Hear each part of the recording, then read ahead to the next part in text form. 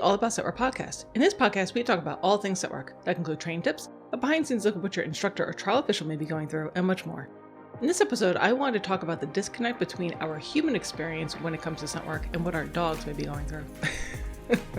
So before we start diving into the podcast episode itself, let me do a very quick introduction of myself. My name is Dianna Santos. I am the owner and lead instructor for Scent Work University, Dog Sport University, and Pet Dog U.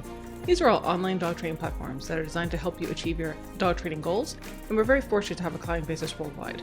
For Scent Work University in particular, we provide online courses, seminars, webinars, and ebooks that are all focused around scent work. So whether you're just getting started, you're trying to develop some more advanced skills, or if you're interested in trialing, we have a training solution for you. So to know a little bit more about me, let's dive into the podcast episode itself. So in this episode, I wanted to talk about the disconnect between our human experience when it comes to doing scent work and what our dogs are probably dealing with.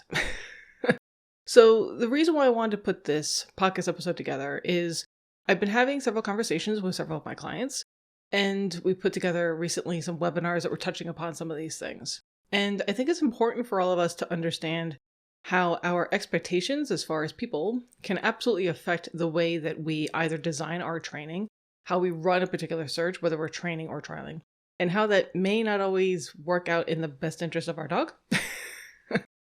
So for example, let's say that you're doing a practice or training search with your dog.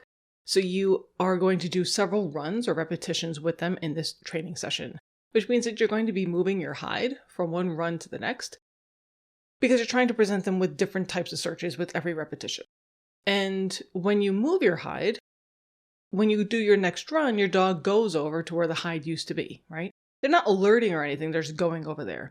And your response is, yeah, the hide used to be there, keep going. Like find the new hide, right? Find more or whatever. And this is very common. But I think what is a problem is that there is an underlying almost, how can I put it, dismissiveness to how we as handlers respond to our dogs doing this. Because to us, clearly, the tin, the straw, the vessel, whatever, is no longer there, right? We have physically moved it somewhere else. And therefore we know, intellectually, that the hide is no longer there. The scented Q-tips are no longer within that vessel. Like there's nothing there to quote unquote find. So it seems very silly to us that the dog would even go over there. And for some people, they think, well, the dog is cheating. The dog is trying to treat me like a Pez dispenser. They're trying to ask for more treats or whatever the case may be. They're trying to manipulate me or something. They're trying to cheat the game, as it were. But I think what we're all forgetting is that our dogs are experiencing scent work in a completely different way than we are, because they can actually experience the odor. Meaning we, you and I, as handlers, as humans, cannot see the odor. We cannot see the odor plume. Whether you're dealing with having your dog search for food or toys or scented articles or scented Q-tips of whatever variety, we cannot see odor. We cannot visually see it when we set it within a space at all. We're just guessing. Even for trial officials or instructors or people who are very proficient and extraordinarily experienced, it's still just a guess. It's just a good educated guess, but it's still just a guess.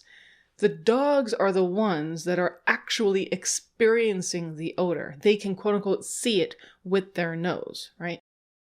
So when we dismissively say, I've moved that hide, it's no longer there, keep going, it's not taking into account that your dog may still be experiencing odor where that hide used to be. Translation, lingering odor. That there can still be remnants of the odor plume in that very same space. And that your dog isn't lying, your dog is not scheming, your dog is not manipulating you, your dog isn't doing any of these things. They're just merely experiencing there is still some odor here. There's no source. There's still some odor here. Okay, let me move on and go find where the source is. But we are so quick to judge, this is a general statement, but we're so quick to judge when we're watching our dogs search. Because to us it makes sense, right? I visually cannot see a hide there. I'm the one who said it. I know where it is. There is nothing there as far as what I can see or that I as a human can experience. There is no reason for the dog to be doing these things from a human perspective. From a dog perspective, that would be incorrect. There's lots of reasons why they may want to investigate the space. And from a scent work perspective, from a training perspective, granting them the opportunity to do that, to actually have this learning moment of seeing, yes, the source used to be there. There is still some lingering odor here, but now there's no source. Can you see and experience the difference between the two? Because you're going to have to figure that out as a dog when we're doing scent work as an activity. And all of that requires time. Being able to experience, okay, here's some lingering odor, here's some odor that's left over. There is no source here. Okay, that's what that looks like. There is no source. Let me move on to source. Like, it just took me time to say that sentence. It is going to take your dog time to actually experience that, make that decision point, do that learning, and then move on to find their hide. But we don't grant them, again, generally saying, any of that time to do that. It's like instantaneous. They come in, they check out that spot, and we're already, find more. What are you doing? No, the hide used to be there. Stop it. Go find another one. It's like, good grief. Ugh. And then if your dog were to alert on where this hide used to be, now there's two possibilities. One, your dog doesn't really understand the premise of the game, where now they think, well, there's odor here. Is that good enough? As opposed to, really, we only care about source. Or, possibility number two, is that you actually have residual odor. You don't actually have lingering odor. You don't just have some odor up in the air. You actually had transfer of actual oil, of real odor on that space where that hide was, which is absolutely a possibility. So if your dog is telling you in no uncertain terms, I found it, I'm going to trust your dog. They're the ones who are experiencing these things. So I think it's important for us to remember this giant chasm that separates ourselves from our dogs as far as what it means to experience odor. And that we are so quick to discount them because we visually cannot see a hide, right? Or we intellectually know the odor vessel is not there. Another example to try to help this make a little bit more sense. Inaccessible hides. So let's say that you place an inaccessible hide inside of a closed closet. You have your tin next to a certain corner of that door. So as far as you're concerned, the dog should have their nose at that corner, right? Unbeknownst to you, all of the odor is flowing along that door on the inside and then exiting the opposite corner of that door. You're telling me that we are supposed to discount the fact of where odor is traveling, again, the only way the dog is able to tell us where source is. Because we know, quote unquote, better as handlers where the actual tin is? I would argue, please don't. But this doesn't make sense to people, right? Santos, you're always harping about the importance of source. They've got to tell us exactly where source is. Right, but they can only do that if the odor plume is actually going back directly to source. So if you have a situation, for an inaccessible hide as an example, where your tin is in one spot, but all the odor is traveling somewhere else, and that's the only access point the dog has, that access point should count. And then, for my purposes, if I can, I'm going to say, what a great dog. I'm then going to grant them access to the actual tin and then reward at the tin. So for that example, opening the closet door and rewarding at the actual tin, even if the dog showed me interest in the opposite corner of the door. This is where playing with visualization exercises, I think, can really help. And this is something that we talked about in some of our recent webinars. So we had our tools for designing searches webinar that I did where we tried to demonstrate how you can use things such as dry ice or the smoke pencil, or even the wind tunnel app to help people try to do this visualization of helping them put together intellectually what odor could potentially, and that's a very key word here, potentially do within a space, and try to grant the dog just how amazing it is, number one, that they can do these things.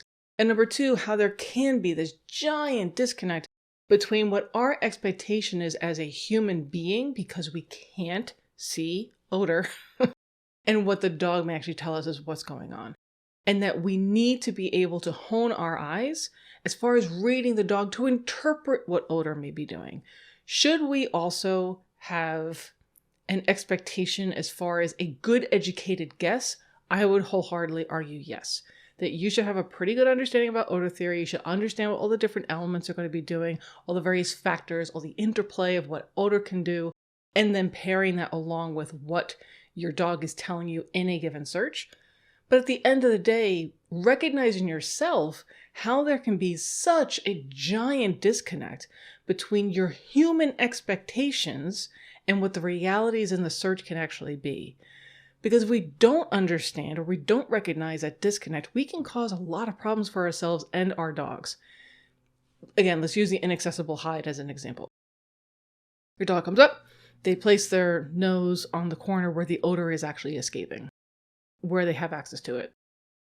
You have placed the tin on the opposite corner. So as far as you're concerned, they are incorrect. So you don't do anything. Right? They haven't solved the puzzle to your satisfaction. The dog is now wholeheartedly confused because up until that point, as far as they were concerned, the definition of the game was to find the hide, right? Was to find source, was to find where odor is coming from. It's impossible with an inaccessible hide because that's the whole premise of an inaccessible hide. They cannot get to source. That's the whole point. So the next level down is to get to the highest concentration of odor from that source, which is what they did. But you aren't saying that that is also incorrect. So far, we're 0 for 2. I can't get to source, and the strongest concentration of odor didn't work either. What exactly am I supposed to do here in order to get my reward? I don't know. And this is where you can get deflation, you can get confusion, you can get false alerts, you can get all kinds of really bad things can happen. All because we, in our minds, are attached to placement of tin, not possibility of where odor is going. And here's another hot take for you.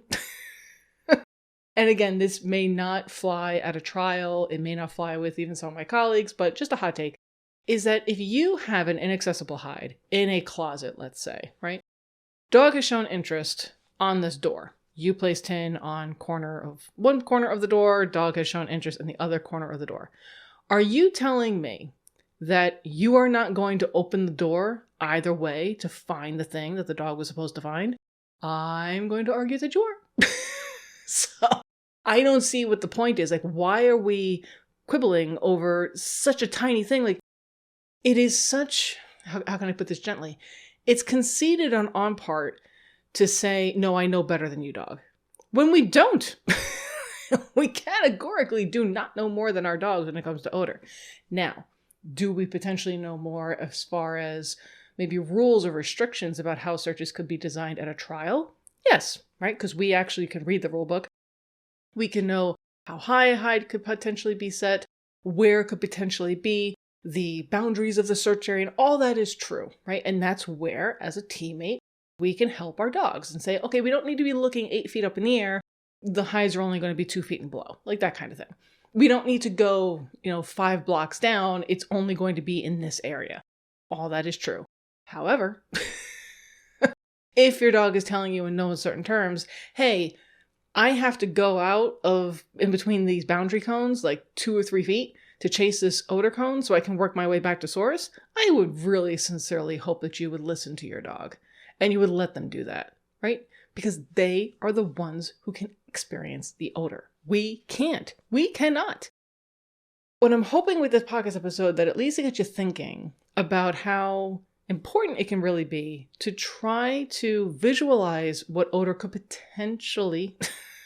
potentially be doing in these spaces so that we can grant our dogs the time and the space to really make those decisions. Because that's the other part of this thing that it bugs me so much is not only are we very dismissive when we have things like lingering odor, a hide moved or something, or we are so strict as far as things like inaccessible hides. No, you have to have your nose exactly here. It's like, seriously. But the other thing that just grinds my gears is we don't give the dog any time to figure this stuff out. We just assume that the dog is supposed to instantaneously run into a space and find their hides as if it's nothing. And that's simply not true. It's so not true. they have to basically do like this high level arithmetic, this complicated decision making in their mind as they're experiencing the odor to determine exactly where source is. And if that whole time they're trying to do that, they're dealing with us, because maybe we're not being as supportive as we should be. Maybe we're trying to distract them, to direct them away from where we think that they should be. Maybe we're not being so great with our leash handling. Maybe we're too close. Maybe we're too far away. Maybe we're talking too much. Who knows? But they have to contend with all of that on top of what the space is throwing at them. Where, again, your dog has an incredible sense of smell. That means that if someone ate a hot dog here, a day ago, they're going to know. Fido came in a week ago and left a text that, every other dog's mother is, annoying. They see that. They experience that.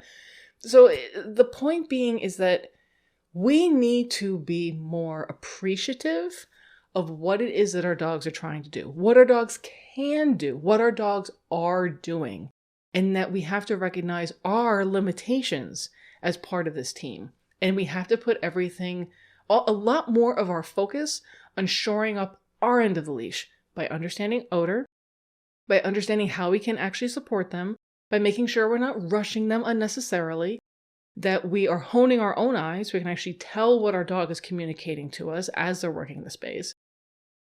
That we can also have our own good mental management, that we aren't adding more stress into the situation just because we don't deal well with stress. All of these things are important, and they're very tangible, real things that we can do as handlers to better support our dogs to do the thing that they're tasked to do. And at the very same time, underpinning all of that with appreciating that our dogs can do this thing, experience odor, and then detect it, and then hunt for it, and then find it, that we cannot do. To me, if you can just remind yourself of that, you cannot do what your dog does ever.